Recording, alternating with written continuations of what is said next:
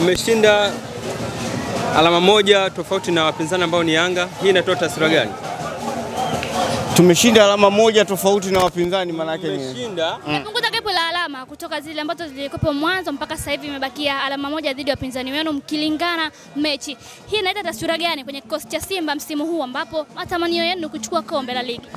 Ligi inaendelea. Jambo kubwa tu kwamba tunashukuru tumeweza kupata ushindi katika hiyo mechi, na sasa hivi tunaweka umakini kwenye mechi zilizobaki, lakini pia tunaendelea na mashindano mengine ambayo sisi tunaendelea nayo, mashindano ya Afrika na kombe la CRDB Confederation. Mikakati yenu ambayo mlikuwa mmeipanga imefanikiwa kwa asilimia ngapi kutoka pale ambapo mlikuwa nyuma ya mechi ambazo mlikuwa hamjacheza mpaka hivi sasa? Hakuna mipango zaidi ya kuwa mechi zimechezwa na tumepata ushindi. Tangu mwanzo maandalizi yetu yalikuwa kucheza msimu mzima, na sasa ndo tunaendelea na msimu. Aina wachezaji ambao mmewasajili msimu huu wa kigeni wamezaa matunda, kwa maana kwamba wamewapa kile ambacho mlikuwa mnahitaji kama uongozi? Tathmini ya msimu huwa inafanyika mwisho. Hatuwezi kufanya tathmini ya msimu sasa hivi.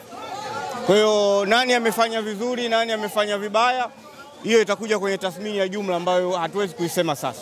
Inawezekana mchezo wenu dhidi ya Yanga ndio utaamua hatima ya nani atakuwa bingwa kutokana na msimamo jinsi ulivyo? Kwa sasa mechi zote zilizobakia zina umuhimu. Kwa hiyo maandalizi yetu sisi yatahusu kwa ajili ya mechi zetu zote zilizobaki kama nilivyosema awali, na mpaka mwisho ndo tutaweza kujua nani mshindi wa ligi. Mwenyekiti, mechi iliyopo mbele ni ya finali, raundi ya kwanza kule Berkane. Namna ambavyo umekiona kikosi kuanzia mechi za mwanzo mpaka hivi sasa, matarajio yako ni yapi hasa kwenye mchezo huu wa finali? Tuko kwenye hatua ya finali, kwa hiyo mchezo utaenda kucheza wa kwanza huko na mwingine utacheza hapo. Sisi hatuna wasiwasi wa kucheza mechi yoyote. Tunamshukuru Mungu kwamba mpaka sasa maandalizi yote yanaenda vizuri. Tunashukuru kwamba serikali imetoa mkono katika maeneo ambayo tuliona kwamba yana umuhimu kufanywa hivyo, na tunaendelea na maandalizi mengine. Umeridhishwa na performance ya wachezaji namna ambavyo wamecheza leo? Unarejea swali uliouliza mwanzo. Nimekwambia tathmini itafanyika mwishoni. Mechi tumeshinda, kwa hiyo hatuwezi kurudi kuangalia mchezaji gani alifanya nini. Kikubwa mechi imekwisha, tumeshinda basi. Kwa namna ambavyo umeona kikosi cha Simba wanakwenda kukutana na RS Berkane, unaona ni kikosi ambacho kinaweza kurejesha kombe hapa nyumbani? Swali lako bwana naona kama iko irrelevant. Nimeshajibu hilo swali. Nimekwambia tunajiandaa kwa ajili ya michezo miwili ya finali.